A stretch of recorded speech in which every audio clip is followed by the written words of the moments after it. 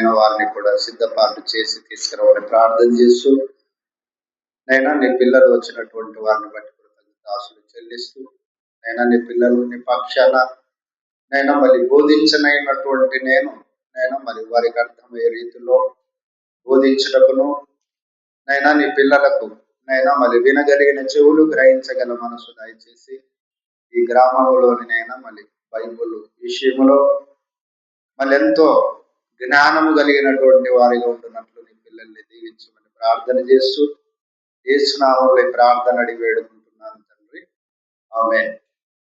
మంచిదండి. ప్రియమైనటువంటి దేవుని వారలారా, దేవుని వాక్యాన్ని జాగ్రత్తగా మరి ఆలోచన చేయగలిగితే చెప్పబడుతున్నటువంటి అంశ భాగములో నిన్నటి వారం పాఠాన్ని చెప్పుకొని ఉన్నాం.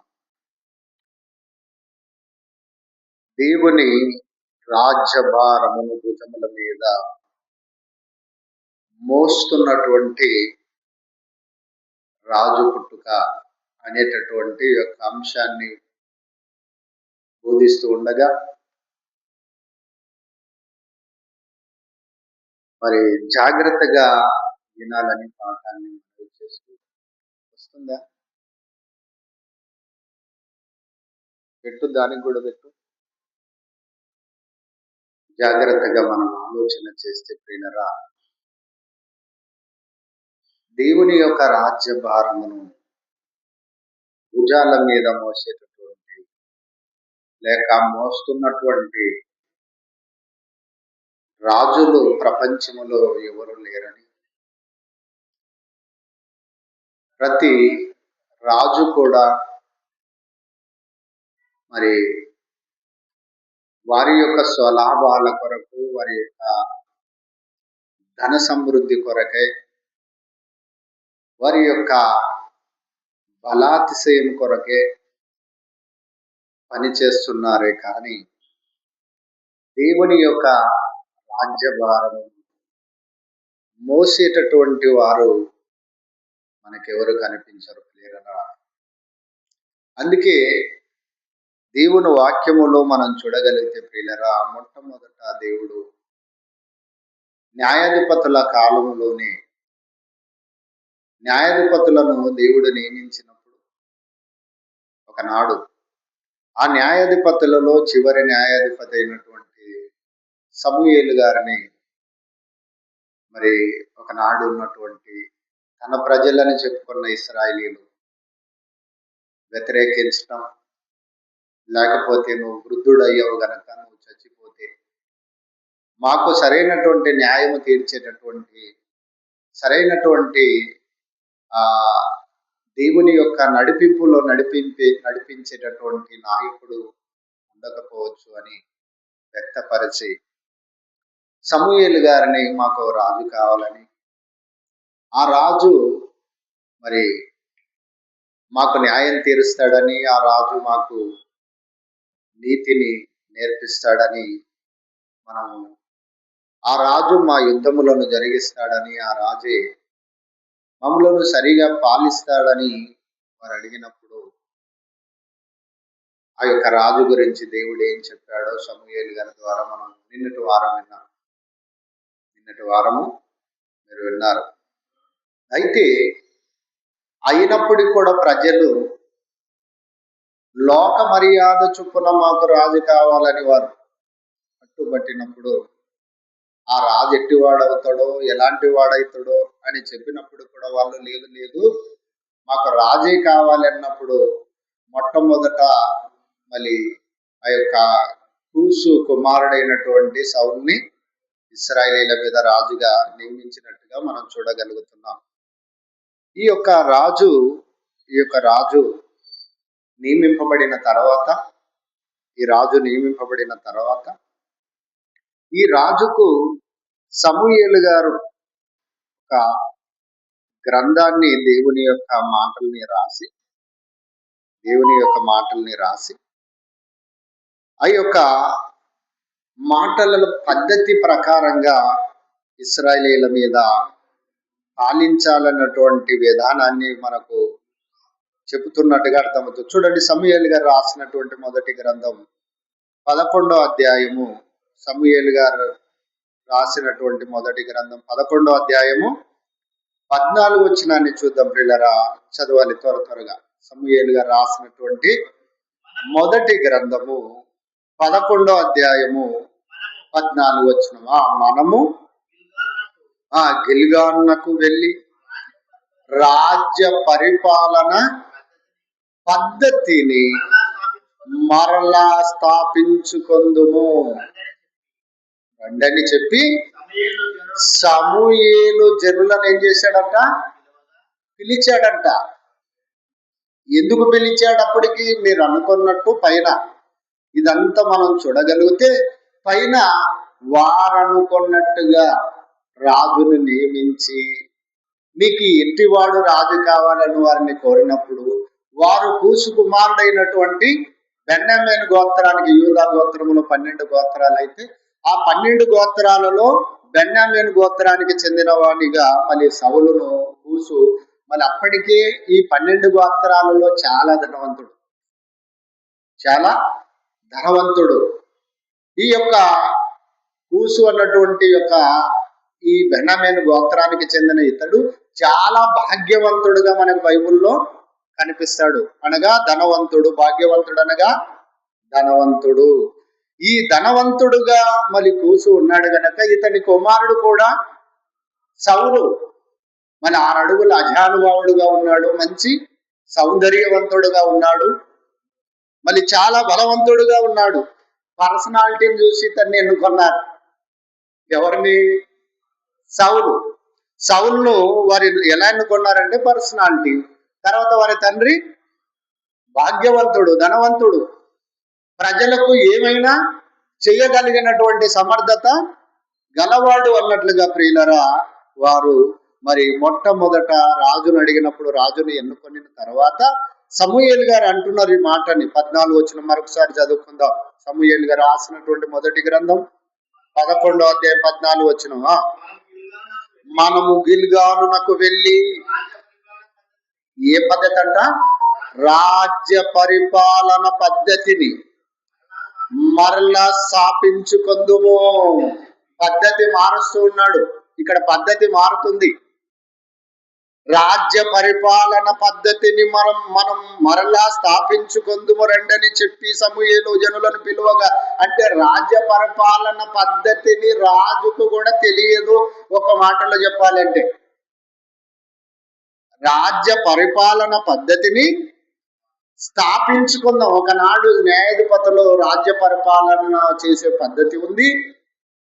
మీరు న్యాయాధిపతులలో చివరి న్యాయాధిపతి అయినటువంటి సమూయేలుగా నన్ను వృద్ధుడుగా అయ్యానని నన్ను మీరు వ్యతిరేకించారు. అయితే రాజ్య పరిపాలన చేయు పద్ధతిని మరలా స్థాపించుకొందుము రెండని చెప్పి సమూయేలు జనులను పిలువగా. కింది వచ్చిన 15 వచనం. జనులందరూ గిల్గాలునకు వచ్చి గిల్గాలులో యెహోవా సన్నిధిన సమాధాన బలులను అర్పించి యెహోవా సన్నిధిన సౌలునకు పట్టాభిషేకము చేశారు. ఎక్కడ? గిల్గాలులో సౌలునకు ఏం చేశారు? పట్టాభిషేకం చేశారు. అంటే సమూయేలు గారు సౌలు మీద అభిషేకించిన తర్వాత అభిషేకింపబడిన రాజు సౌలు రాజ్య పరిపాలన చేయు పద్ధతిని ఒక గ్రంథమును, ఎక్కడుంది ఆ మాట? 12వ అధ్యాయం. అదే సమూయేలు గారు రాసినటువంటి మొదటి గ్రంథము 12వ అధ్యాయం 1వ వచనం. అప్పుడు సమూయేలు ఇశ్రాయేలు అందరితో ఇట్లనెను, ఆలకించుడి, మీరు నాతో చెప్పిన మాట అంగీకరించి మీ మీద ఒకరిని రాజుగా నియమించి తిని.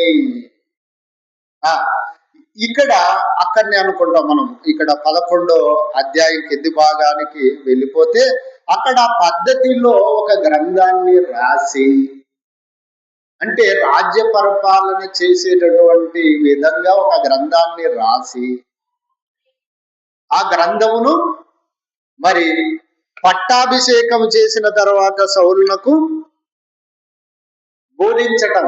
అంటే సౌలు సింహాసనాసీనుడైన తర్వాత సౌలు దీని ప్రకారంగా రాజ్యాన్ని పరిపాలించాలి అనే విధంగా ఒక గ్రంథాన్ని రాసి అది సింహాసనం మీద ఉంచినట్టుగా మనం చూడగలుగుతున్నాం ప్రియులారా.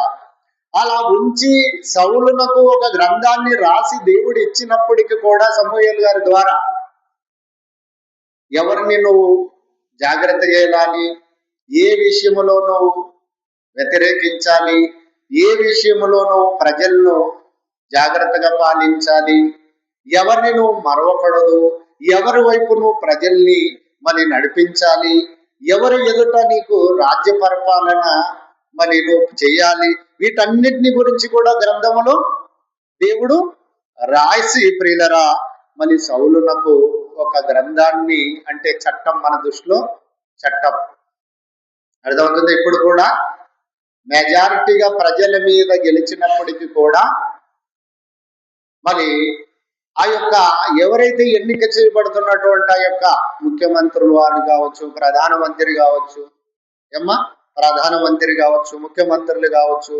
ఈవెన్ ఎమ్మెల్యేలు కావచ్చు, ఎంపీలు కావచ్చు, మనం అలాగని మినిస్టర్స్ కావచ్చు, వీళ్ళు ఎవరు కూడా వారి యొక్క సొంత ఎజెండా, వారు ఒకవేళ ప్రజాదరణ వలన గెలిచినా, వారి సింహాసనాల మీద అధిరోధించినా వారికి సొంత ఎజెండా ఏముండదు.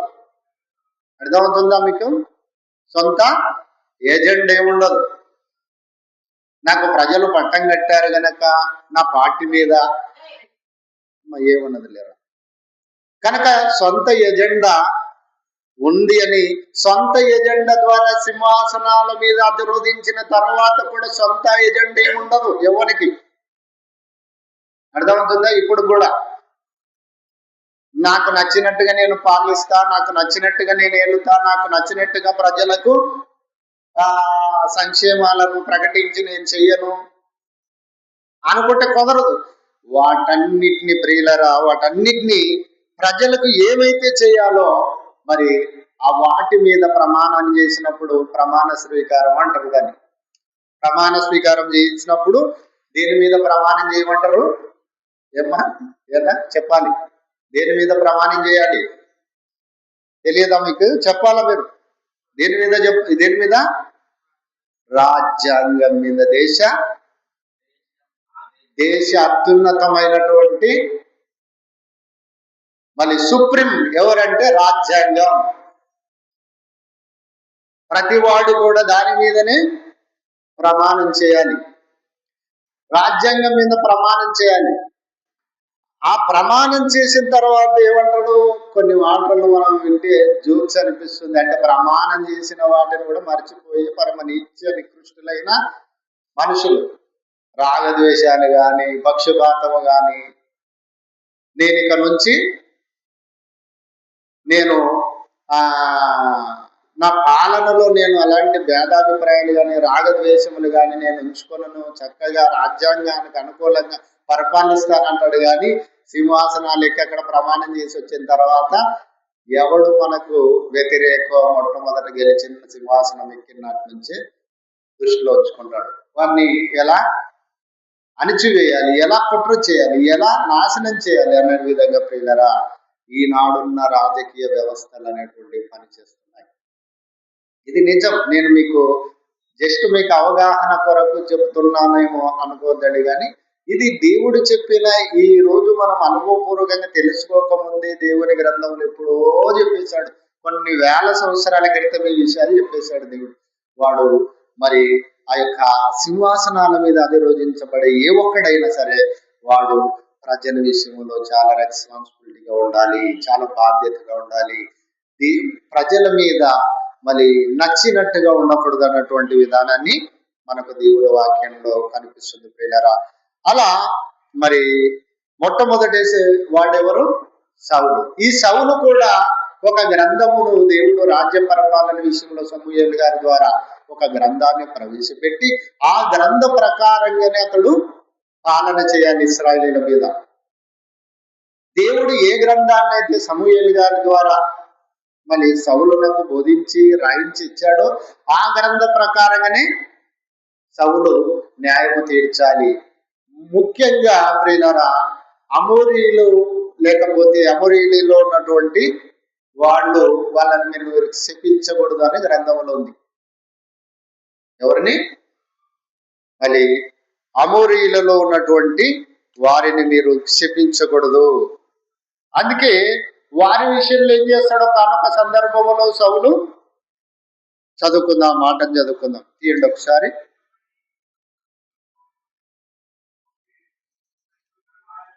సమూయేలుగా రాసినటువంటి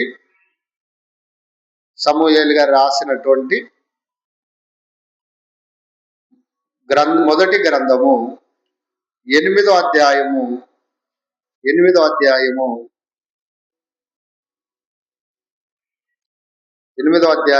19వ వచనం నుంచి 20, 21, 22 వచనాలను చూద్దాం ప్రియులారా.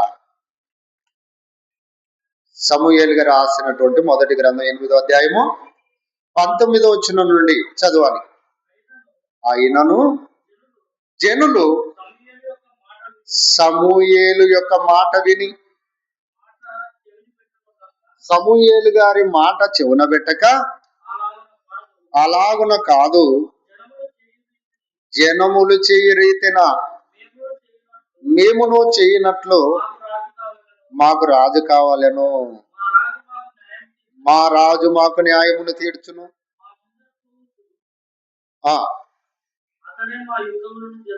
జరిగించును అని చెప్తే, ఇప్పుడు అమోరీలలో ఉన్నటువంటి ఒక రాజు, 15వ అధ్యాయం చూడన్న, 15వ అధ్యాయం 3-4 వచనాలు, 15వ అధ్యాయము 3-4 వచనాలు. అదే మొదటి సమూయేలు గ్రంథం 15వ అధ్యాయము. కాబట్టి నీవు పోయి కనికరింపక అమాలేకీయులను హతము చేయి. ఏం రాశాడు గ్రంథంలో? సౌలునకు అమాలేకీయులైనటువంటి వారందరినీ ఏం చేయమన్నాడు? వారిని నువ్వు ఎలా చూడాలి? నీ పాలనలో వారి విషయంలో ఎలాంటి జాగ్రత్త కలిగి ఉండాలి? చాలా చాలా జాగ్రత్త కలిగి ఉండాలి. అమోరీలలో ఉన్నటువంటి వీళ్ళు ఇశ్రాయేలీయుల ప్రజల్ని, అంటే దేవుడు అభిషేకించి దేవుడు ఆశీర్వదించబడిన జనమును చంపాలనే కుట్రను వాళ్ళు ప్రారంభము నుంచే సిద్ధపడి ఉన్నారు. వాళ్ళు అర్థమవుతుందా? దేవుని చేత అభిషేకింపబడిన వారు, దేవుని చేత ఆశీర్వదింపబడిన ఇశ్రాయేలీయులైనటువంటి ప్రజలను చంపాలని అమాలేకీయులలో ఉన్నటువంటి రాజైనటువంటి వాడు అగగును, వీళ్ళు ప్రజలందరూ కూడా ఇశ్రాయేలీయులను చంపాలన్నటువంటి కుట్రతో ఉన్నారు. దేవుని యొక్క న్యాయమును భూమి మీద ఉండకుండా నిర్మూలన చేయాలన్నటువంటి వ్యతిరేకంతో వాళ్ళు పనిచేస్తున్నారు. వాళ్ళ లక్ష్యం అంతా కూడా. కనుక ఇలాంటి పరిస్థితుల్లో అమాలేకీయులలో ఉన్నటువంటి చదువునైన మాటని కిందికి చదువుకోగలిగితే చదువు. కాబట్టి నీవు పోయి కనికరింపక అమాలేకీయులందరినీ హతము చేయవలెను, చేయుచు పురుషులనేమి, స్త్రీలనేమి, బాలులనేమి, పసిపిల్లలందరినీ, ఎద్దులనేమి, గొర్రెలనేమి, ఒంటెలనేమి, గార్ధాబులములనైనను అన్నిటినీ హతము చేసి వారికి కలిగినది అంతయు బొత్తిగా పాడు చేసి అమాలేకీయులను నిర్మూలన చేయమని చెప్పాను. అంతటా సౌలు జనులను పోగు చేసి తెలాయిములో ఉన్న వారిని లెక్క పెట్టగా కాలు బలము 2 లక్షల మంది, యూదవారు 10,000 మంది నుండిరి. అంటే 2,10,000 మంది నుండిరి. అప్పుడు సౌలు అమాలేకీయుల పట్టణములోకి ఒక దానికి వచ్చిన లోయలో పొంచి ఉండి ఇశ్రాయేలీయులు ఐగుప్తులో నుండి వచ్చినప్పుడు మీరు వారికి ఉపకారము చేసిరి గనుక అమాలేకీయులతో కూడా నేను మిమ్మును నాశనము చేయకుండానట్లు మీరు వారితో నుండి బయలుదేరి పోడని కెనీయులకు వర్తమానము పంపగా కెనీయులు అమాలేకీయుల నుండి వెళ్ళిపోయేది. తర్వాత సౌలు అమాలేకీయులలో నుండి ఆవిలాను నుండి ఐగుప్తు దేశ మార్గముననున్న షూరు వరకు తరిమి ఆతము చేసి 8వ వచనం అమాలేకీయుల రాజైనటువంటి అగగును ప్రాణముతో పట్టుకొని జనులందరినీ కత్తి చేత నిర్మూలము చేసెను. సౌలును జనులను కూడా అగకును గొర్రెలలోను ఎడ్లలోను క్రొవ్విన పిల్లలను మొదలైన వాటిలోను మంచి వాటిని నిర్మూలము చేయక కడగ నుంచి పనికిరాని నీచ పశువులన్నిటినీ తర్వాత నిర్మూలన చేసిరి. అంటే ఇక్కడ రాజు ఏం చేశాడు? రాజు ఏం చేశాడని మీకు అర్థమైంది? ఈ రాజు ఏం చేశాడో తెలుసా? అమాలేకీయులలో ఉన్నటువంటి రాజు నగకును పట్టుకొని ప్రాణముతో పట్టుకొని అతన్ని క్షేమంగా భద్రపరిచాడు. తర్వాత అమాలేకీయులలో ఉన్నటువంటి యవ్వనులైనటువంటి వారిని స్త్రీలను పురుషులని చంపలేదు. తర్వాత వారి పశువులలో ఎద్దులలో గొర్రెలలో క్రొవ్వినటువంటి వాటిని మరి కడగా నుంచి అంటే పక్కకి తీసి పనికి మాలిన నీచ పశువులన్నింటినీ రోత పశువులన్నింటి జబ్బు కలిగిన వాటన్నిటినీ నిర్మూలన చేశాడు. అంటే ఇక్కడ రాజు దేవుని మాట విన్నాడు, వినలేదా? వినలేదు. రాజు దేవుని మాట వినలేదు. అంటే ఈ మాట దేవుని మాట వినాలని అసలు రాజులని దేవుడు ఎందుకు నియమించాడు? రాజులు అనేవాడు అందుకే ప్రమాణం చేసేటప్పుడు రాజ్యాంగం మీద ప్రమాణం చేస్తూ దైవ సాక్షిగా దేవుడు ఏ దేవుడో చెప్పరు కానీ దైవ సాక్షిగా నేను ప్రమాణం చేయించున్నాను అంటాడు. అంటే దేవుడు సాక్షిగా అంటే దేవుడు ఏమైనా ఇళ్ళకి వచ్చి అడ్డంగా ఉంటాడు అంటే ఉంటాడు, ఉండకపోయినా అదొక ప్రమాణం అది. ఇలా ప్రియులరా ఒకనాడు సౌలు చేసిన ప్రమాణమును తదుపరి కాలములో అమాలేకీయుల విషయములో తప్పిపోయాడు. తర్వాత మరి సమూయేలు గారి విషయాన్ని హెచ్చరించినప్పుడు సమూయేలు గారిని కూడా బెదిరించడం మొదలవుతున్నాడు ఈ రాజు. ఎందుకంటే తెలుసా, రాజు కొండే పై చాచకం ఇలానే ఉంటుంది. సింహాసనం ఎక్కిన తర్వాత ఎవడు కనిపించడు వానికి. అర్థమవుతుందా? ఇప్పుడు సౌలు పరిస్థితి కూడా ఎలా ఉందో తెలుసా? సౌలు నీకు గ్రంథాన్ని రాసి నీ రాజ్య పరిపాలన ఎలా పద్ధతిగా పరిపాలించాలో ఒక గ్రంథాన్ని పెడితే నువ్వు అతిక్రమించావయ్యా అని సమూయేలు గారు చెప్తే నీదేంటి ఎక్కువ అవుతుంది అనే విధంగా మాట్లాడుతున్నాడు. ప్రియులారా, ఎక్కువ అయిపోతుంది అనే విధంగా ప్రవర్తిస్తున్నాడు. ఇలా ప్రవర్తిస్తున్నప్పుడు కొంతకాలానికి చాలా విషయాల్లో ఎదురైపోయాడు రాజు. ఎదురైపోయిన తర్వాత మరి సమూయేలు గారు ఇంక ఇతని వలన పని లేదు, దేవుని దగ్గర ప్రార్థన చేసినప్పుడు వాడు ఇంకా అలానే ఉన్నాడు, వాడు మార్పు చెందడం లేదు కనుక నీవు మరొక వ్యక్తిని ఈ ప్రజల మీద రాజుగా ఉండటానికి ఇంకో వ్యక్తిని నువ్వు సిద్ధం చేయి అన్నప్పుడు వీళ్ళరా ఆ యొక్క సమూయేలు గారు ఎస్ఐ గారి దగ్గరికి వెళ్ళినప్పుడు ఎస్ఐ గారి కుమారులు 3 నుంచి 4 వరకు అప్పుడు ఈ సౌలు దగ్గర రాజ్యములోనే ఉన్నారు. మరి చిన్న కుమారుడైనటువంటి దావీదు ఎక్కడున్నాడు? అప్పటికి బండలలో అడవుల్లో గొర్రెలు కాచుకుంటున్నాడు. ఈ గొర్రెలు కాచుకుంటున్నటువంటి ఇతని దగ్గరికి ఎస్ఐ కుమారులందరినీ చూశాడు సమూయేలు గారు. వీరిని దేవుడు ఎంపిక చేసుకోలేదు.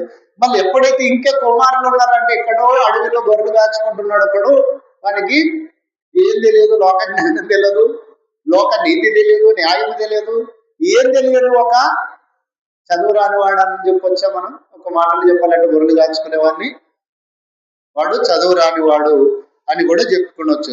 అయినప్పటికీ వెళ్దాం పా అని మరి ప్రవక్త అయినటువంటి సమూయేలు గారు చెప్పినప్పుడు యెషయా గారు తీసుకెళ్తాడు. అక్కడ గొర్రెలు కాచుకుంటుండగా దేవుడు అతన్ని చూసిన వెంటనే సమూయేలు గారి ద్వారా దేవుడు ఎన్నుకోబోతున్న వాడైతాడే. ఎవరంట? గొర్రెలు కాచుకునే ఒక 12 ఏళ్ల బాలుడు. అప్పటికి దావీదు ఎంత ఉందమ్మా వయసు? 12 ఏళ్ల వయసులో ఉన్నాడు. 12 ఏళ్ల వయసులో ఉన్నటువంటి యొక్క మరి దావీదుని ఎంపిక చేసుకున్న తర్వాత ఇతడు కూడా ఆయా సందర్భాల్లో ఆ యొక్క సౌలు కిందికి, ఇంకా ఇదంతా చాలా ఇష్టం ఉంది. కానీ మనం ఆలోచన చేయగలిగితే సౌలు ఏం చేశాడు? దేవుడు పెట్టిన రాజ్యభారమును తన భుజముల మీద మొయ్యకుండగా తొలగిపోయాడు అనేది మటుకు మనం ఐడెంటిఫై చేసుకుందాం. తర్వాత దావీదును దేవుడు ఎంపిక చేసుకున్నాడు. దావీదు కూడా ఏం చేశాడు అని మనం ఆలోచన చేయగలిగితే ప్రియమైన వాళ్ళారా, దావీదు బహుభార్యత్వాన్ని కోరుకుంటాడు. ఏం కోరుకుంటాడు? బహుభార్యత్వాన్ని.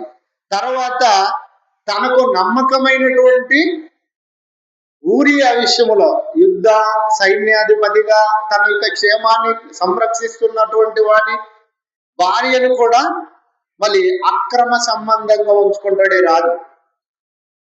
ఉంచుకొనిన తర్వాత ఏం చేశాడు తెలిసి ఇతడు చంపివేయటం. అంటే చంపే విషయంలో, రక్తం ఒలికించే విషయంలో ఒక మనిషిని చంపేయాలంటే దావీదుకు తేలిక.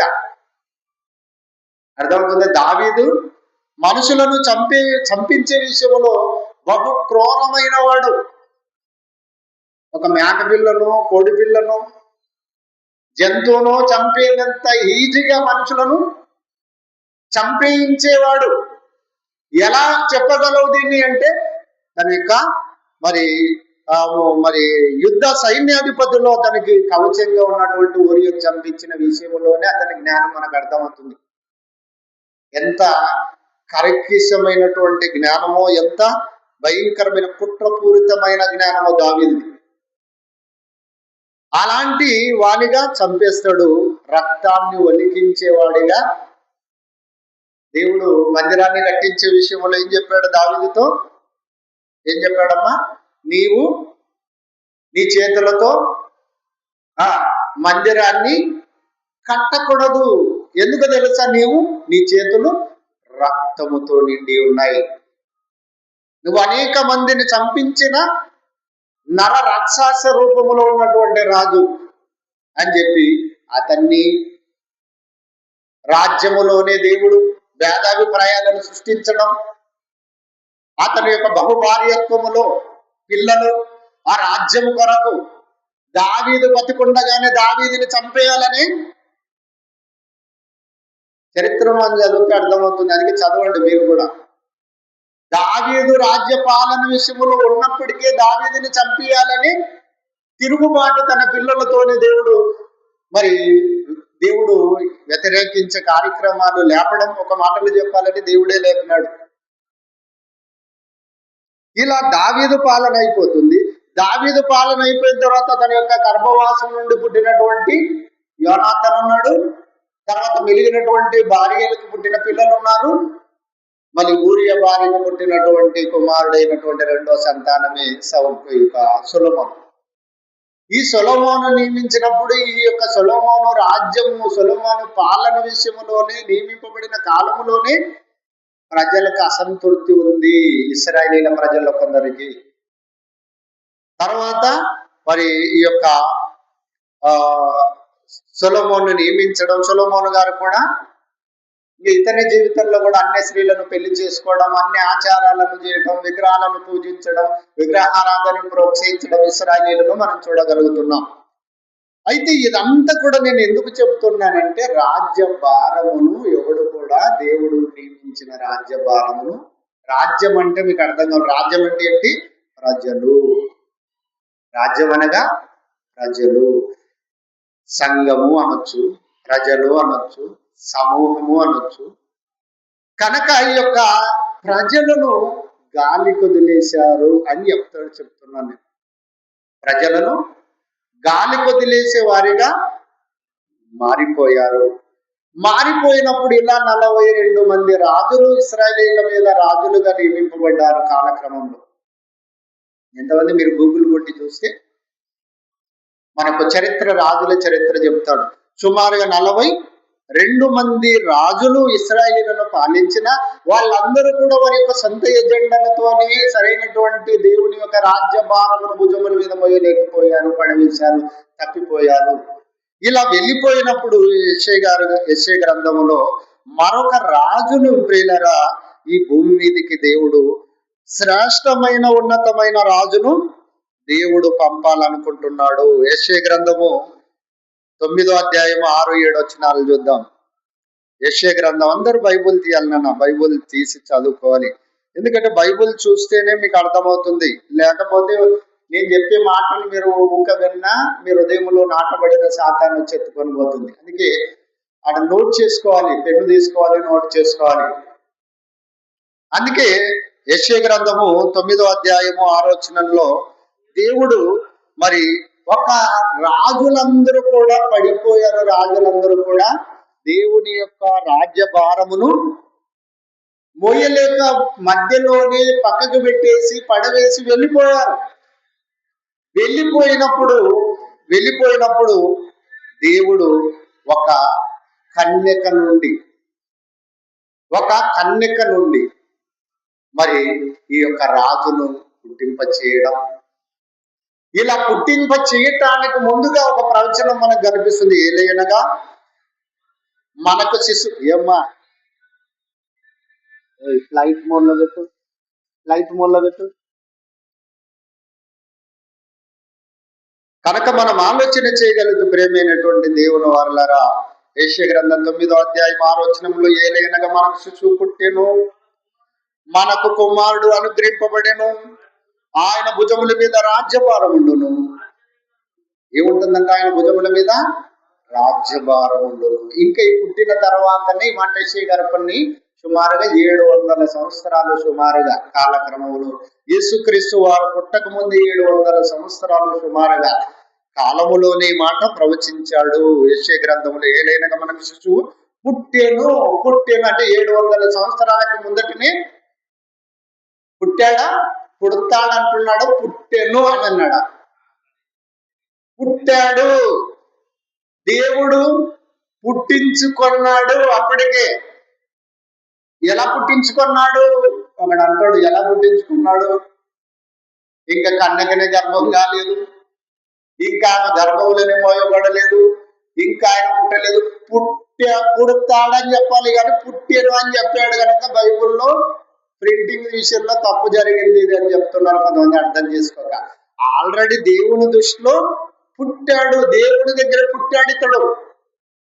ఏలైనగా మనకు శిశువు పుట్టెను, మనకు కుమారుడు అనుగ్రహింపబడెను, ఆయన భుజముల మీద రాజ్యభారం ఉంటుందంట. ఏముంటుందంట ఆయన భుజముల మీద?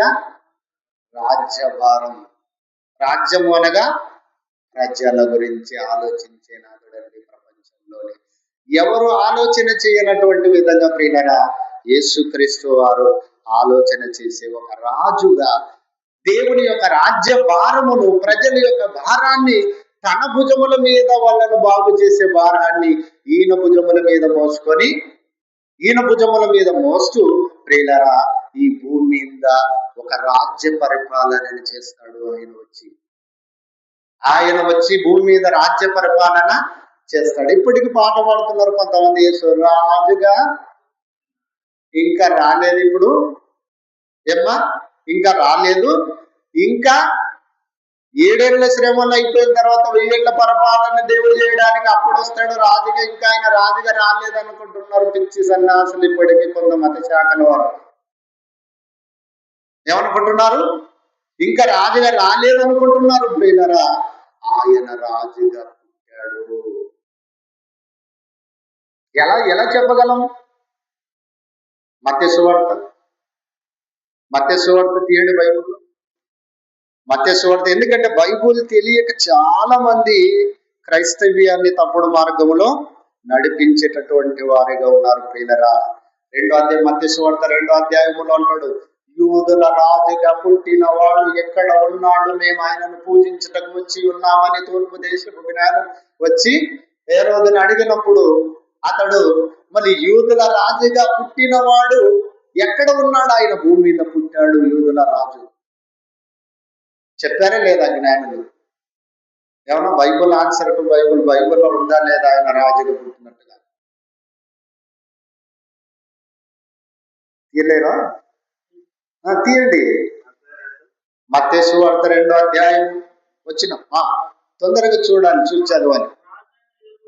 ఆ రాజైన హేరోదు దినములు యందు యోదయపు దేశపు బెత్లెహేములో యేసు పుట్టిన పిమ్మట ఇదిగో తూర్పు దేశపు జ్ఞానులు యెరూషలేమునకు వచ్చి యూదుల రాజుగా పుట్టిన వాడు ఎక్కడ ఉన్నాడని మేము తూర్పు దిక్కున ఆయన నక్షత్రమును చూచి ఆయనను పూజించవచ్చితమని హేరోదుతో చెబుతున్నాడు. ప్రియులారా, అంటే ఆయన యూదుల రాజుగా పుట్టాడని, మేము తూర్పు దేశములో నుండి ఆయన ఒక నక్షత్రమును చూస్తే, ఖగోళ శాస్త్రాన్ని బట్టి ఒక నక్షత్రం భూమి మీద పడిందంటే ఆ జ్ఞానులు ఏమని వాళ్ళు ఎలాంటి ఆలోచన చేసేవాళ్ళు? ఒక నక్షత్రం భూమి మీద పడిందంటే ఒక నక్షత్రము మరి ఉదయించింది, నక్షత్రం ఉదయించింది, ఆ నక్షత్రము దారి చూపుతూ వచ్చింది. అంటే ఒక మహాత్ముడు భూమి మీద అవతరించాడు, పుట్టాడు. ఆయన ఎవరు? యూదులకు రాజుగా పుట్టినవాడు ఎక్కడ ఉన్నాడు? మేము ఆయనను పూజించడానికి వచ్చి ఉన్నామంటే ఈ రాజుకి మైండ్ ఒక్కసారిగా చిట్టిపోయింది. నేనే రాజుండగా మళ్ళీ ఈ తూర్పు దేశపు జ్ఞానులు వచ్చి మరొక రాజు పుట్టాడు, యూదుల రాజుగా పుట్టాడు ఆయన అంటే ఆల్రెడీ యూదులందరినీ కూడా వీళ్ళు ఏ పాలన కింద ఉన్నారు? అప్పటికి ఇశ్రాయేలీలు ఎవరి పాలన కింద ఉన్నారు? వీళ్ళరా అప్పటికి 42 మంది రాజులు పరిపాలించబడిన వాళ్ళందరూ దేవుని ఇష్టాన్ని పూర్తిగా నెరవేర్చలేక ఆయన భారాన్ని మధ్యలోనే పక్కకు పెట్టేసి మరి పడిపోయి నాశనం అయిపోయి అనేక మంది ఫిలిస్తీన్ల, అమోరీల, బబులోనీల, మాదీల, గ్రీకుల, రోముల కింద రోమ సామ్రాజ్యం కింద ఉన్నారు. అప్పటికి పిలాతు ఎవరిని వెళ్తున్నాడు? ఈ యొక్క హేరోదు ఎవరిని వెళ్తున్నాడు అంటే ఇశ్రాయేలీల అందరినీ కూడా అప్పటికి వెళ్తున్నాడు, యూదులను అందరినీ వెళ్తున్నాడు. ఏలుతున్నప్పుడు వీళ్ళు వచ్చి ఏం చెప్తున్నారు? యూదుల రాజుగా పుట్టినవాడు ఎక్కడ ఉన్నాడు, మేము ఆయనను పూజించటానికి వచ్చినప్పుడు యూదా రాజ్యం నా కింద ఉంది, నేను పరిపాలిస్తున్నా, మళ్ళీ యుద్ధ రాజవుడు పుట్టాడబ్బా అన్నట్టుగా ప్రియులారా ప్రజలలోని శాస్త్రులను, పరిశీలన అందరినీ కూడా ఈ రాజులను కొంత సమయం నాకు టైం ఇవ్వండి అని చెప్పిన తర్వాత ఈ రాజు పుడతాడన్నటువంటి విషయాలను మరి మనకు ఆ యొక్క శాస్త్ర పరిశీలు తమ గ్రంథాల నుండి వివరించడం మనకు అర్థమవుతుంది. అంటే యేసుప్రభుల వారు రాజు అని, ఆయన యూదుల రాజు అని, ఆయన దేవుని యొక్క రాజ్యభారమును మోయటానికి వచ్చినటువంటి వాడని మనకు ఇంతటితో మనకు అర్థమైపోయింది.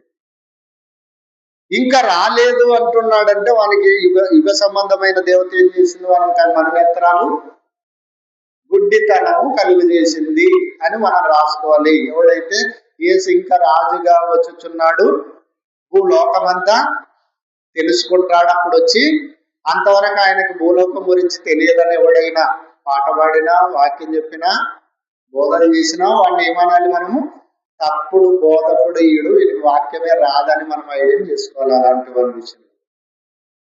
కనుక ప్రియులరా, ఈయన వచ్చి ఏం చేస్తాడంట? మళ్ళీ మనం యెషయా గ్రంథం దగ్గరికి వెళ్ళిపోదాం. యెషయా గ్రంథం దగ్గరికి వెళ్ళిపోతే 9వ అధ్యాయము 6వ వచనంలో మనం చూసుకోగలిగితే అక్కడ ఏమంటున్నాడు? మనకి ఇదంతా చదువుకో, ఏలైనగా మనకు శిశువు పుట్టెను, ఆయన మనకు కుమారుడు అనుగ్రహింపబడును, ఆయన భుజముల మీద రాజ్యభారం ఉండును అంటాడు కదా. ఈ రాజ్యభారం ఉన్నటువంటి ఈయన, ఈ రాజ్యభారము తన భుజముల మీద మోసుకుంటున్న ఈయన 5వ వచనాన్ని చదువుదాం. 5వ వచనంలో ఈ రాజ్యభారము కలిగిన ఏ ఒక్కడైనా రాజ్యభారము కలిగిన వాడు ఇలానే ఉంటాడు. 5వ వచనంలో చెప్పిన విధంగా యుద్ధపు సందడి చేయు యోధులందరూ జోలునంటే యుద్ధపు సందడి చేయు యోధులందరూ జోలును అంటే పడిపోతారా అంటున్నాడు. ఎవరు ముందర పడిపోతారు? యూదుల రాజు ముందర పడిపోతారు అన్నారు. యూదుల రాజు ముందర అందరూ కూడా వెనక్కి చేయబడతారు. అందుకే మాట్లాడుతున్నాడు అక్కడ, యుద్ధపు సందడి చేయి యోధులందరూ జోలును, రక్తములో పొరలింపబడిన వస్త్రములను అగ్నిలో వేయబడి దహించబడును. ఏలయనగా మనకు శిశువు పుట్టెను, మనకు కుమారుడు అనుగ్రహింపబడెను, ఆయన భుజముల మీద రాజ్యభారముండును. ఆశ్చర్యకారుడు, ఆలోచనకర్త, బలవంతుడైన దేవుడు, నిత్యుడగు తండ్రి, సమాధానకర్తగు అధిపతి అన్నతని పేర్లు పెట్టబడును. కనుక ఈ యొక్క మళ్ళీ రాజ్యమును యేసు ప్రభుకి అప్పగించే విషయంలో 7వ వచనం, ఇది మొదలుకొని అంటే ఆయన పుట్టినది మొదలుకొని మితి లేకుండా దానికి వృద్ధియు క్షేమమును కలుగునట్లు సర్వకాలము దావీదు సింహాసనమును రాజ్యమును నియమిస్తాడంట. ఏ కాలం నియమిస్తాడంట దీన్ని? ఇది మొదలుకొని అనగా ఎప్పుడైతే మరి ఆయన యూదుల రాజు అంటే ఇశ్రాయేలీయులకు రాజుగా పుడతాడో, ఆ రాజు పుట్టిన నాటి నుండే ఇది మొదలుకొని మితి లేకుండా, మితి అంటే అంతము లేకుండా, మితి లేకుండా దానికి వృద్ధియు, ఆ రాజ్యానికి వృద్ధి అంటే చాలా చాలా చాలా విస్తరిస్తుంది ఆ యొక్క రాజ్యం. వృద్ధి చెందుతుంది. తర్వాత వృద్ధియు క్షేమమును కలుగునట్లు సర్వకాలము దావీదు సింహాసనమును రాజ్యమును నియమిస్తే ఈ రాజ్యం ఎలా చేస్తుందట? న్యాయము వలనను నీతి వలనను రాజ్యమును స్థిరపరచుటకు అతడు సింహాసనాసీనుడవుతాడంట. ఇతడు యేసుక్రీస్తు వారు ఎలాంటి సింహాసనం మీద ఎలాంటి వానిగా ఉంటాడంట? న్యాయము వలనను నీతి వలనను రాజ్యమును స్థిరపరచుటకు అతడు సింహాసనాసీనుడై రాజ్య పరిపాలన చేయును. సైన్యములకు అధిపతి యెహోవా ఆసక్తి కలిగి దీన్ని నెరవేరుస్తాడంట. ఇతడు ఏం చేస్తాడంట? రాజ్య పాలన మీద ఎక్కిన తర్వాత ఇశ్రాయేలీల మీద అనుకుంటున్నారేమో, ఇశ్రాయేలీల మీద మాత్రమే కాదు ప్రియులారా, సర్వకోటి మానవులకు అందరికీ రాజుగా పంపబడిన వాడు యేసుక్రీస్తు. ఈ రాజు న్యాయము వలనను సింహాసనం మీదకి ఎక్కిన తర్వాత ఏముండాలి? న్యాయం ఉండాలి. గతించిన రాజుల పాలనలో మనం చూసాం కదా, సౌలు ఏం చేశాడు? అమాలేకీయులలో ఉన్నటువంటి బలవంతులందరినీ కూడా, అమాలేకీయులలో రాజు అయినటువంటి అగకుని పక్కకి కడగా ఉంచాడు, కాపాడాడు.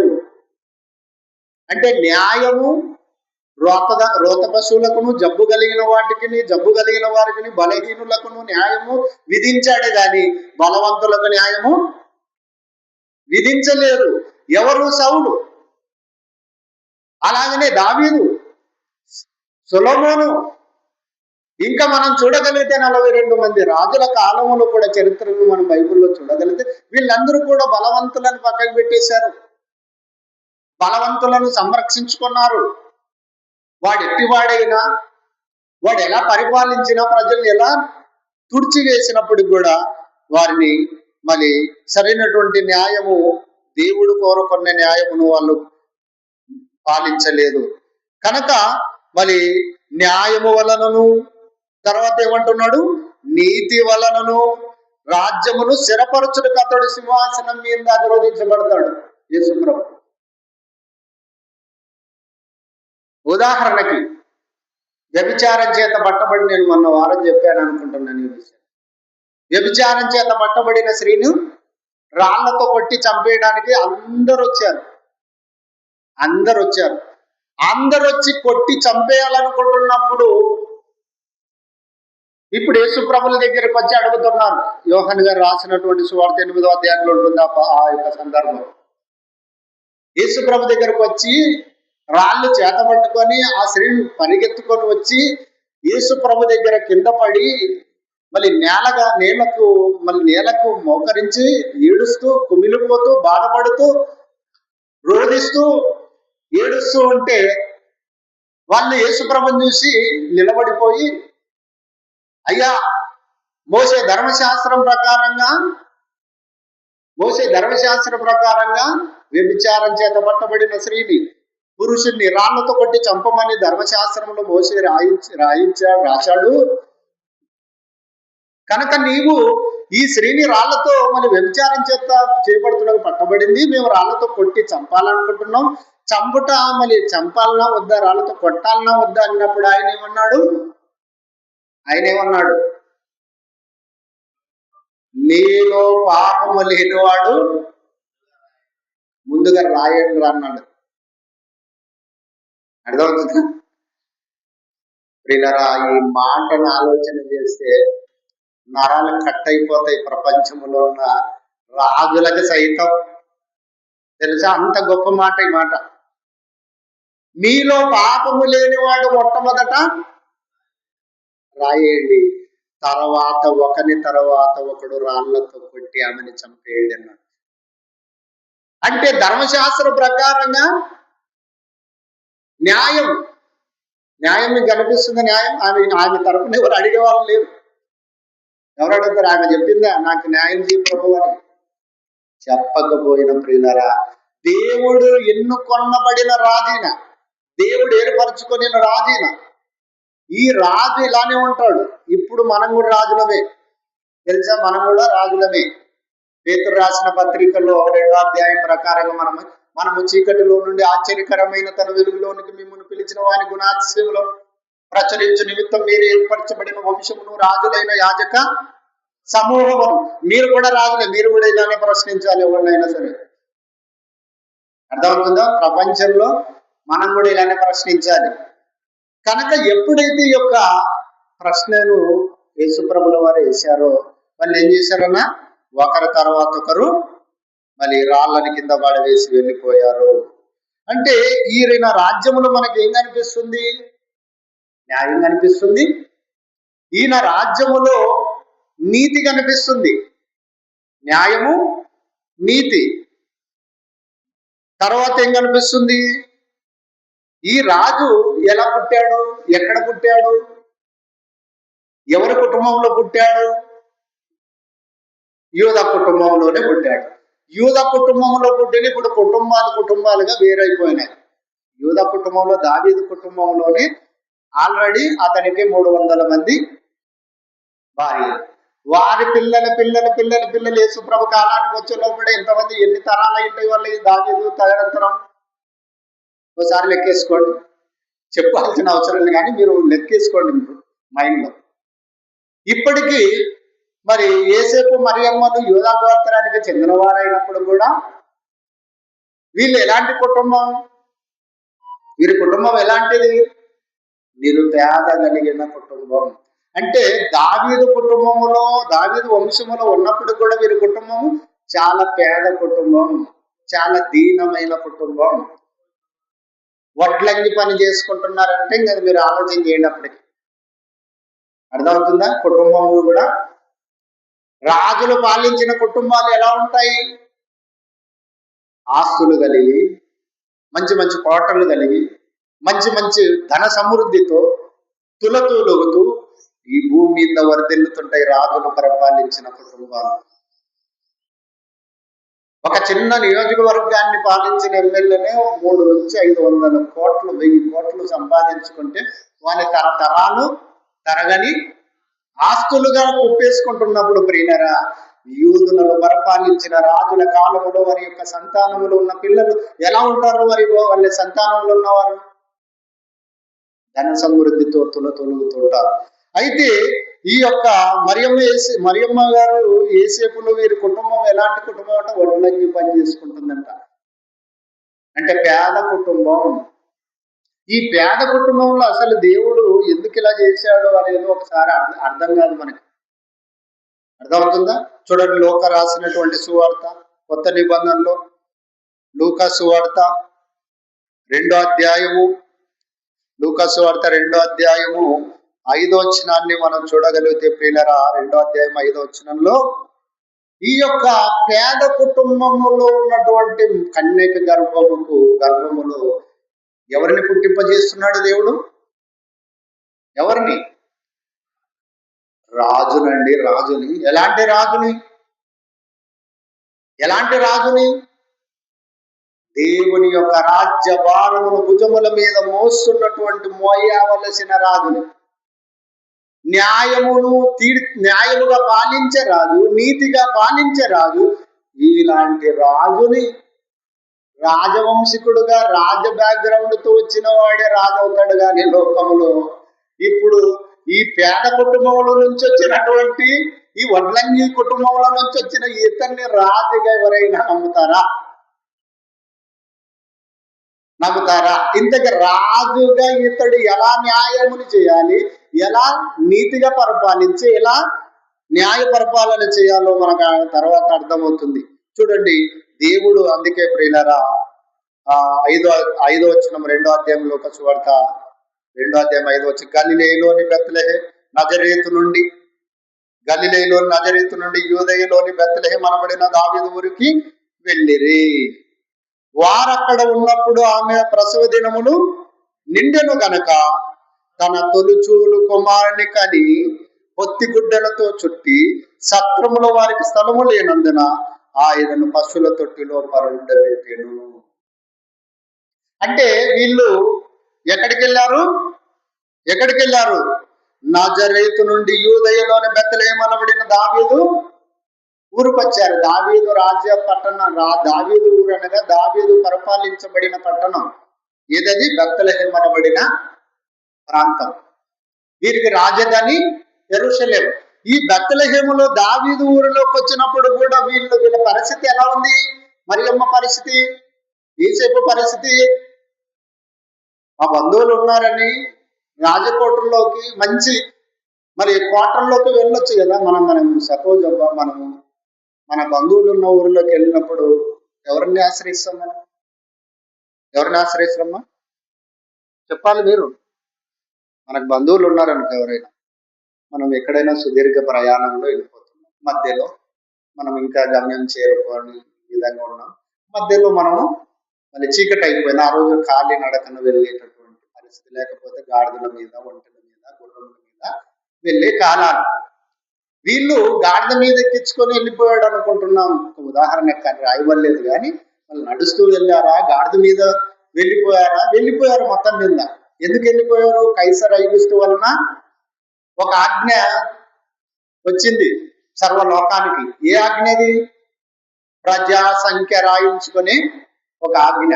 ఆ ఆజ్ఞ ప్రజా సంఖ్యలో పాల్గొనటానికి వీళ్ళు వెళ్ళిపోయినప్పుడు, దావీదు ఊరిలోకి వెళ్ళినప్పుడు వీళ్ళు నిజంగా వీరికి అన్ని దావీదు యొక్క కుటుంబం నుంచి అండదండలు ఉంటే వీళ్ళు ఎక్కడికి వెళ్ళిపోవాలి?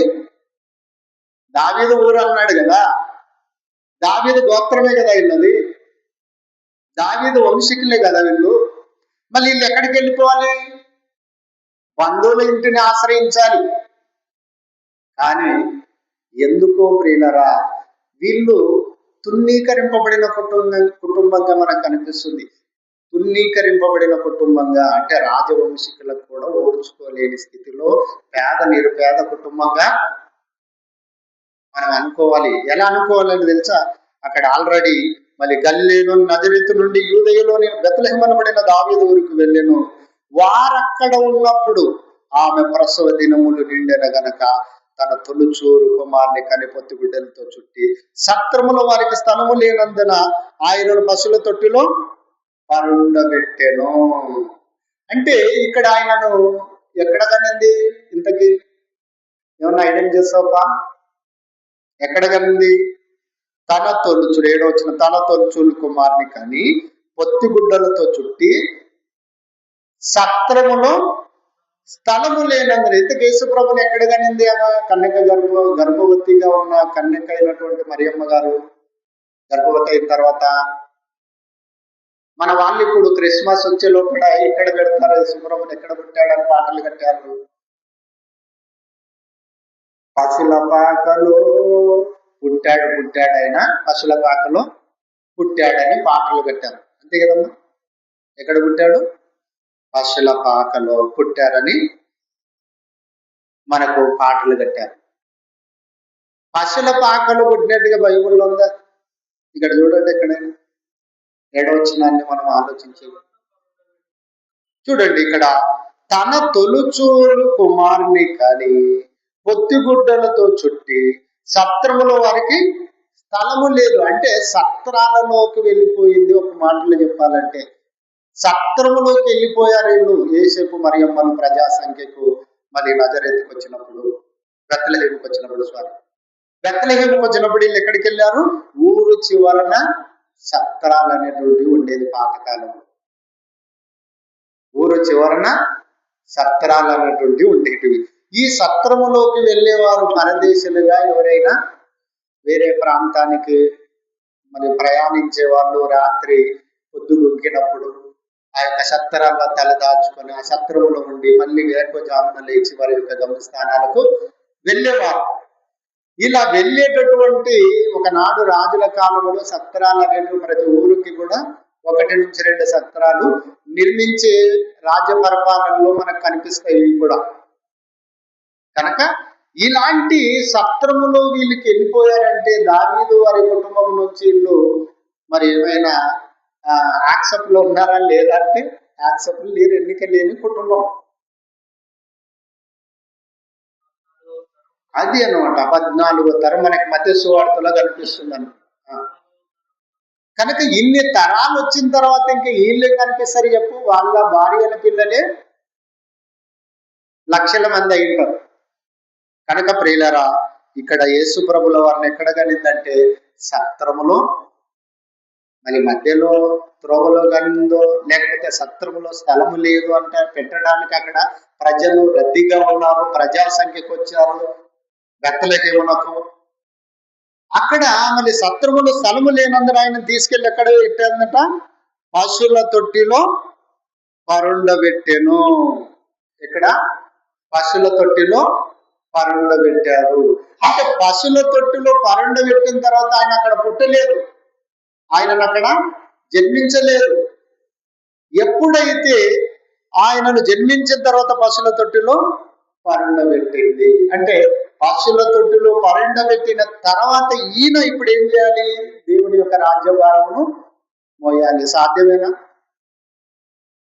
సాధ్యమేనా ఇది?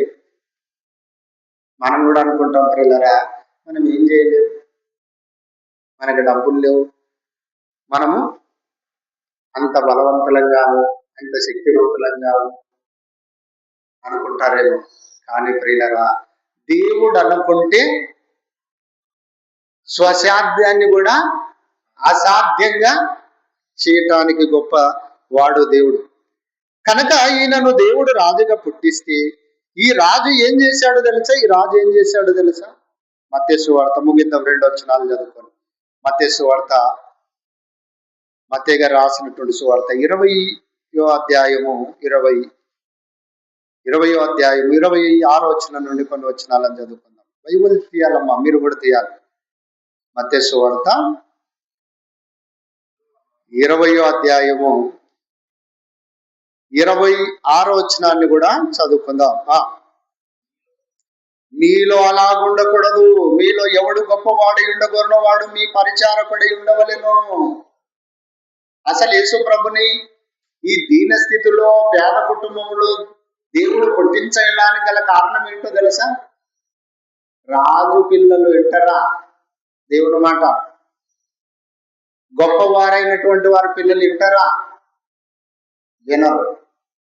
అందుకే కొరింథీయులకు రాసిన మొదటి పత్రిక 1వ అధ్యాయంలో మనకు కనిపిస్తాడు దేవుడు.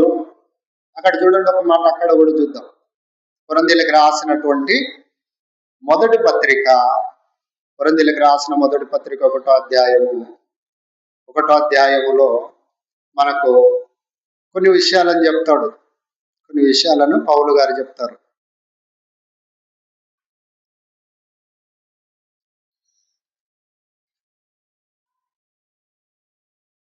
11వ వచనము నుండి కింది భాగములో మనం అన్ని విషయాలను చూడగలిగితే 26వ వచనానికి వెళ్ళిపోండి.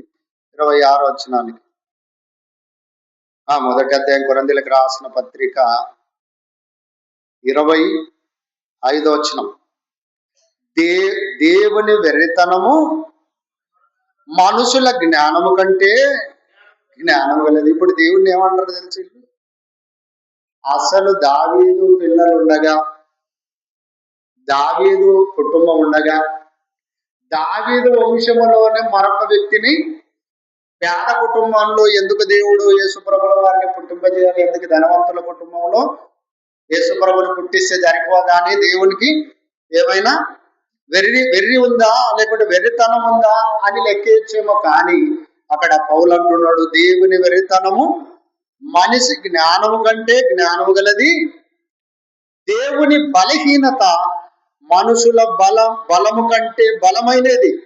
సహోదరులారా, మిమ్మును పిలిచిన పిలుపును చూడుడి, మీలో లోకరీతిన జ్ఞానులైనను గనులైనను గొప్పకు వంశపు వారైనను అనేకులు ఇంకా దేవుడు పిలువలేదు మిమ్మల్ని. ఎవరిని పిలిచాడు దేవుడు? కింది వచనం, ఏ శరీరియో దేవుని ఎదుట అతిశయపడకుండానట్లు జ్ఞానులను సిగ్గుపరచుటకు లోకముల నుండి వెర్రి వారిని దేవుడు ఏర్పరచుకొని ఉన్నాడు. వెర్రి వాడిని. తర్వాత బలవంతులైన వారిని సిగ్గుపరచుటకు లోకములో బలహీనులైన వారిని దేవుడు ఏర్పరచుకొని ఉన్నాడు. ఎవరు? ఈ యేసేపు మరియం ఎవరు? బలహీనులండి, వెర్రివారండి, పెద్ద రాజరికం తెలియని కుటుంబం అండి. అలాంటి కుటుంబములో యేసుప్రభుల వారిని దేవుడు పుట్టింపజేసి, ఈయన ఏం చేశాడు? మత్తయి సువార్త 20:26 మనం చదువుకున్నాం కదా. ఏమంటాడు? చదవాలి. మీలో ఎవడు గొప్పవాడై ఉండవలన వాడు మీకు పరిచారకుడై ఉండవలను. అంటే గొప్పవాడు అనగా రాజు, లేకపోతే ఏలిక, న్యాయాధిపతిగా, మరి తీర్చేటటువంటి న్యాయ కోవుదునిగా ఎవడైతే ఉండాలనుకుంటున్నాడో ప్రియులరా, వాడు మీకు పరిచారకుడై ఉండవలను. ఎందుకు వచ్చింది ఇంత తగ్గింపులకు? ఎక్కడి నుంచి వచ్చాడైనా? ఏ బ్యాక్గ్రౌండ్ నుంచి వచ్చాడైనా? ప్రియులరా, తగ్గింపు కలిగినటువంటి పేద కుటుంబముల నుంచి పుట్టిన ఈయన అంచెలంచెలుగా ఎదుగుతూ అవధులు దాటేటటువంటి ఎన్నో దేవుని కార్యాలు చేస్తూ, ఎన్నెన్నో మహత్కార్యాలు సూచక్రియలు చేస్తూ, అమాత్తిగా 12 మందిని అపోస్తులను ఏర్పరచుకున్న తర్వాత ఒక తల్లి ఒక స్త్రీ ఆడవాళ్లకు తన పిల్లలు గొప్పవారిగా ఉండాలని అనుకునేటటువంటి నీచ సంస్కృతి పురుషులకు ఉంటాయి, కొంతమందికి స్త్రీలకు కూడా ఉంటుంది. ఇక్కడ జబదేయ కుమారుల తల్లి వచ్చి, అయ్యా నీ రాజ్యమందు నా కొడుకు ఒకడు నీ కొడు పక్కను ఎడమ పక్కను, నీ రాజ్యములో నువ్వు న్యాయం తీరుస్తున్న ఈ రాజ్యములో నా కొడుకే నీ కొడు పక్కవాడు ఉండాలి, నా ఎడమ పక్కవాడు ఉండాలి అని కోరుకున్నప్పుడు అది నా వశమున లేదమ్మా. అది తండ్రి ఎవరికి ఆ స్థానాన్ని దేవుడు నిర్ణయిస్తాడో వారికి మాత్రమే ఆ స్థానం ఉంటుంది అన్నటువంటిది తెలియపరిచినప్పుడు, మిగిలిన 10 మందికి ఆమె ఆ మాట అడిగినప్పుడు వారికి కోపం వచ్చింది. కోపం వచ్చి సనుగు కొనుచుంటే ఆయన అంటున్నాడు, ఆ సనుక్కుంటున్నప్పుడు మాట్లాడిన మాటని ఈ మాట. ఏ మాట? మత్తయి సువార్త 20:26 చెప్పిన, మీలో ఎవడు గొప్పవాడై ఉండగలరు. నా కొడుకే గొప్పవాడిగా ఉండాలనుకుంటే నన్ను ఫాలో చేసి నీ కొడుకులను పెంచు. అంతేనా? నా అంతటి గొప్పవారు కావాలి. అందుకే నేను గొప్పవాడని నువ్వు నమ్ముతున్నావు కదా, అంతే కదమ్మా. ఇప్పుడు నమ్ముతున్నట్టేనా? నీ కొడి పక్క ఒకరును ఎడం పక్క ఒకరును నీ రాజ్యమందు నా కొడుకులే కూర్చోవాలి అనుకుంటుందంటే నువ్వు గొప్పవాడవయ్యావు కనుక గొప్పవాడిని పక్కన కుడి ఎడమలేదు నా కొడుకులే ఉండాలి అంటే ఆమెకు చెబుతూ తర్వాత 10 మందికి కూడా నచ్చ చెబుతూ, మీలో కూడా ఈ 12 మందిలో 12 మందికి చెప్తున్నాడు, ఆమెకు చెప్తున్నాడు, మీలో ఎవడు గొప్పవాడై ఉండగోరనో వాడు మరి మీకు పరిచారకుడే. మీకి నాకంటలేడు అక్కడ. ఏమన్నాడు? మీకి పరిచారకుడై ఉండవలను. అర్థమవుతా? మనకు పరిచారం చేసే వాళ్ళుగా ఉండాలి. పరిచారం అంటే సేవ. మీకి, నాకు కాదు, దేవునికి కాదు. వ్యక్తిగత సేవ. వ్యక్తిగత సేవ ఎప్పుడైతే చేస్తాడో మనిషి, ఇప్పుడు యేసుప్రభుల వారు ఎవరికి సేవ చేస్తున్నాడు? ఎవరికి చేస్తున్నాడమ్మా? సర్వలోక మానవులకు అందరికి చేయటానికి వచ్చినాడు సేవ. ఇప్పుడు ఏ సేవ చేస్తున్నాడు ఆయన? ఏం సేవ చేశాడు? కుంటి వారికి, కాళ్ళు నడిచేటటువంటి వారికి చేశాడు. గుడ్డి వారిని చూపు పొందుకునే వారికి చేశాడు. పక్షివాయువుల వారిని రోగం నుంచి బాగుపడేటట్టు చేశాడు. ఆకలి కొనిన వారికి భోజనం పెట్టాడు. అంతేనా? చనిపోయినటువంటి లాజరుని 4 రోజులు ఉన్నటువంటి చనిపోయిన లాజరుని కూడా బయటికి రప్పించాడు ప్రార్థన ద్వారా.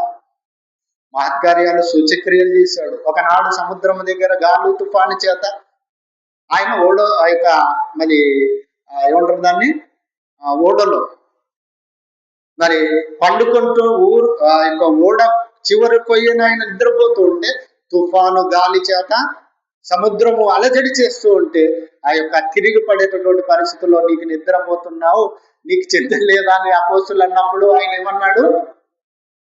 గాలి సముద్రమును గద్దించాడు. అంటే ఇప్పుడు ఈయన చేసిన మహత్కార్యాన్ని ఎంత గొప్పయి ఎవరికి చేశాడు? ఈ సముద్రములో ఈ ఓడ తిరిగి పడితే ఎవరికి నష్టం? ఎవరికి నష్టం చెప్పండమ్మా? ఎవరికి నష్టం? ఏమో అర్థమవుతుందా మీకు? మీరేం ఊకేలా ఊపుతున్నారు కానీ, అంటే ఇక్కడ గాలి సముద్రములో ప్రమాదము వీళ్ళకి ఏర్పడితే వీళ్ళు సముద్ర బారిన పడి చచ్చిపోతారు. ఇప్పుడు గాలిని, సముద్రాన్ని ఆయన గద్దించాడంటే ఎవరి కొరకు గద్దించాడు? ఎవరికి సేవ చేశాడు? శిష్యులందరికీ బతికించాడు. ప్రాణమును మాటలు చెప్పలు ప్రమాదం నుంచి ప్రాణభిక్ష పెట్టాడు. అంతే కదా? మరి చనిపోవచ్చేమో. కనుక ప్రియమైనటువంటి దేవుని వారులారా, వస్త్రహీనుని చూసి వస్త్రాలు ఇవ్వమన్నాడు. బట్టలు లేనివానికి బట్టలు ఇవ్వండి. అర్థమవుతుందా? భోజనం లేని వానికి భోజనం పెట్టమన్నాడు. దప్పికొనిన వానికి దాహం ఇవ్వండి అన్నాడు. కనుక ప్రియమైన దేవుని వారులారా, మీకు పరిచారకుడు, మీలో ఎవడు గొప్పవాడై ఉండగోరున్నవాడు మీకు పరిచారకుడై ఉండాలి. మీకు పరిచారకుడుగా ఉన్నప్పుడు వానెంతటిగా వాడే నాకు ఎందుకు ఇలా చేస్తున్నాడని మారిపోతాడు. అది అర్థమవుతుందా? కొన్నిసార్లు ఎదుటి మనిషికి వాడు మనకు వ్యతిరేకంగా ఉన్నాడు, మనకు శత్రువుగా ఉన్నాడు, మనకు వాళ్ళంటే పడదు, మనకి గిట్టదు అనుకునే విధంగా మనము కోపాన్ని ఇంకా పెంచుకొని ఇంకా పగలు ప్రతీకారాలను తీర్చుకునే వారిగా ఉండకూడదు. శత్రువు కూడా నువ్వు మేలు చేస్తే ఏమవుతున్నాడు? మిత్రుడు అవుతాడు. అది యేసుక్రీస్తు వారి బోధలో శత్రువును కూడా మనకు మిత్రులు చేస్తాడు. అంటే ఆయన ఎన్నో గొప్ప సూచక్రియలు, మహత్కార్యాలు చేశాడు. ఇవే చేశాడు, ఇంకా ముగింపు ఆయన ఇంకేం చేయలేదా? ఇంకా బలమైనది ఏమైనా చేశాడా? చూద్దాం. అదే మత్తయి సువార్త 20వ అధ్యాయం 28వ వచనానికి రండి. మత్తయి సువార్త 20వ అధ్యాయం 28వ వచనాన్ని కూడా మనం చూసుకుందాం. అలాగే మనుష్య కుమారుడు పరిచారం చేయించుకొనుటకు రాలేదు గాని పరిచారం చేయడానికి వచ్చాను. ఏం చేయడానికి వచ్చాడంటే మనుష్య కుమారుడు అనగా యూదుల రాజుగా దేవుడు రాజ్యభారమును భుజముల మీద మోచుకొని బ్రతుకుతున్న నేను పరిచారం చేయించుకొనుటకు రాలేదు ఈ భూమి మీద అందరి రాజుల్లా. అర్థమవుతుందా? ఒక తుఫాను వస్తే ఏం చేస్తాడు రాజు? ఏమో చెప్పండి. తుఫాను వచ్చింది అనుకో, తుఫాను వచ్చినప్పుడు ఏం చేస్తాడు రాజు? చెప్పాలి మీ నోటితో. వాడు ఏం చేస్తాడు? ఆ తుఫాను వచ్చినది ప్రతి కలెక్టర్లకు, ప్రతి జిల్లా స్థాయిలో, ప్రతి మండల స్థాయిలో, ప్రతి గ్రామ స్థాయిలో ప్రచారం చేయమంటాడే గాని తుఫానుని ఆపే శక్తి ఉందా రాజుకి? అప్రమత్తంగా ఉండండి అని హెచ్చరిక జారీ చేస్తాడే తప్ప ఆ తుఫానుని ఆపే శక్తి, ధైర్యము, మరి బలము ఎవరికుందండి భూమి మీద? ఈయన సాక్షాత్ యేసుక్రీస్తు వారు గాలిని తుఫానుని, గాలి తుఫాను నిలిచిపో అంటే ఏమైపోయిందమ్మా? నిలిచిపోయి సైలెంట్ అయిపోయింది, నిమ్మలమైపోయింది, నిలిచిపోయింది. ఇప్పుడు ఈ రాజు ఎన్ని కోటలు కట్టుకోవచ్చు ఇలా చేస్తే? ఎన్ని ఎకరాల పొలాలు సంపాదించుకోవచ్చు? ఎన్ని బంగారు వజ్ర వైడూర్యాల ధనాన్ని పోగు చేసుకోవచ్చు? అంతే కదా. సింహాసనం, లిబియా దేశాన్ని పరిపాలించబడిన గడాఫీ వాడు, వాని సింహాసనం అంతా కూడా బంగారుతోనే, వాని ఇల్లంతా కూడా బంగారే, వాని బాత్రూమ్ బంగారే, వాని టైల్స్ బంగారే, వాడు బాత్రూమ్ లెట్రిన్ కూర్చునే సింకు బంగారే, చేతులు కడుక్కునేది కూడా బంగారే. 42 సంవత్సరాలు లిబియా దేశాన్ని పరిపాలించి ఆ దేశంలో ఉన్నటువంటి ప్రజల్ని ఎలాంటి సంక్షేమాన్ని వారికి చేయకుండా, మేలు చేయకుండా వాని దేశంలో ఉన్న బంగారంతా కూడా నిల్వ చేసుకున్నాడు. కొన్ని ఏళ్ల పాటు ఇలా ఏలుతూ ఉన్నాడు. కానీ చివరికి ఏం జరిగింది?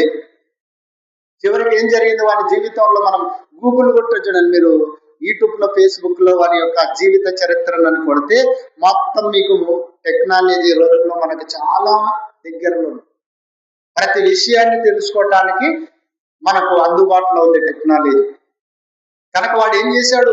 42 సంవత్సరాలు లిబియా దేశాన్ని పరిపాలిస్తూ ప్రజలను ఆకలి దప్పులతో కడుపు మార్చేవానిగా, ఆకలితో అలమటించేవారిగా, ప్రజలకు ఎలాంటి సంక్షేమం చేయని వానిగా నిలిచినప్పుడు కొన్ని సంవత్సరాలు 10 సంవత్సరాలు అయిపోయింది, 15 సంవత్సరాలు, 20 అయింది, 25, 30 అయింది, 35 అయింది, 40 అయింది.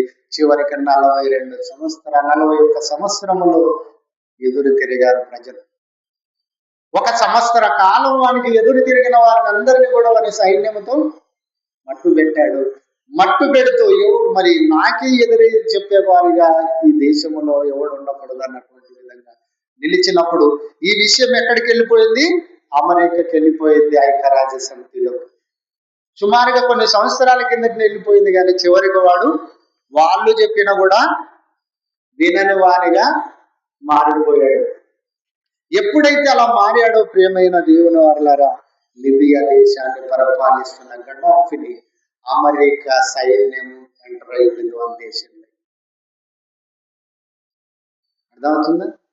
అమెరికా సార్వదేశం, అమెరికా సైన్యం ఎంటర్ అయిపోయింది లిబియా దేశంలోకి. వీళ్ళు వచ్చి ఏం చేస్తారని అనుకున్నాడేమో. కనుక ప్రియమైన దేవుని ప్రపంచ దేశాలను ప్రపంచ దేశాలకు చెయ్యి అందించే అభయాన్నిచ్చే, హస్తాన్ని ఇచ్చేటటువంటి దేశమే ప్రియమైన వాళ్ళ అమెరికా లాంటి అగ్రరాజ్యం.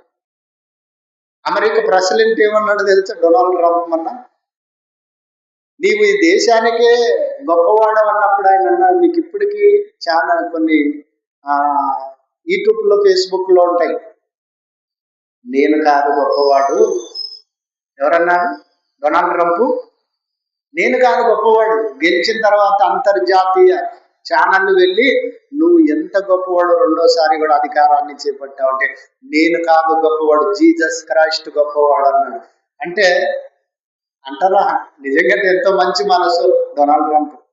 ఆయన మీద అనేక కాంట్రవర్షియల్ విషయాలు సమాజంలో ఉన్నాయి. కానీ ప్రపంచంలో ఎంత మంచి, అంత సింహాసనాన్ని అధిరోధించబడిన వాడు, నేను కాదు గొప్పవాడు, జీసస్ క్రైస్ట్, నా యేసు గొప్పవాడు అంటున్నాడు. అంటే ప్రియమైన వాళ్ళరా, వారికి ఎంత భక్తి ఉంటే, ఎంత దేవుని మీద విధేయత ఉంటే ఆ మాట మాట్లాడి ఉండాలి.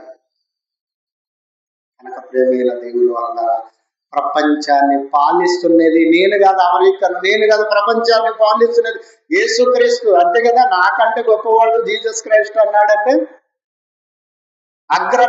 ప్రపంచంలో ఉన్న అన్ని ఐక్యరాజ్య సమితిలు, అన్ని దేశాలను ఐక్యరాజ్య సమితిగా పెద్దన్నయ్య వాళ్ళే.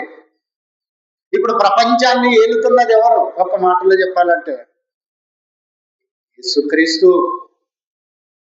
ఇది తెలియదు మన హిందూ దేశంలో, అది తెలియదు. మత ప్రచారం అని, ఇది క్రైస్తవుల మత మార్పిడి అని ఇచ్చి సన్యాసులకు అర్థం కాదు.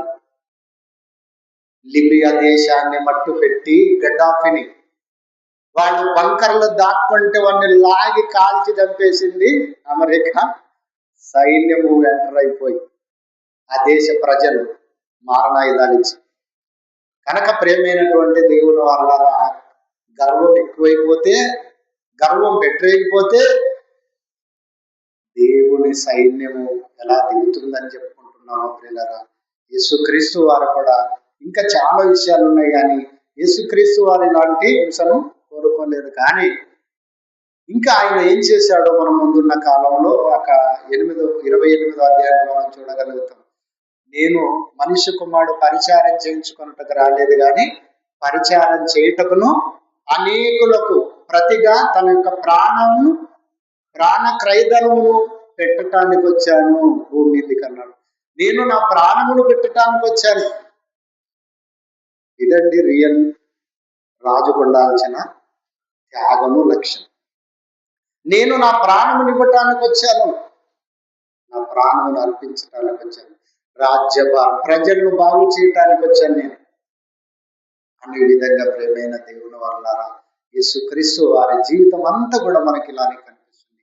ఇలాంటి రాజులు, ఇలాంటి నాయకులు, ఇలాంటి గొప్పవారు ఉంటేనే ప్రపంచంలో ప్రతి మనిషి బాగుపడతాడన్నటువంటి మనం చేస్తూ దేవుని యొక్క మాట ముగిస్తున్నాం. కొరింథీయులకు రాసినటువంటి మొదటి పత్రిక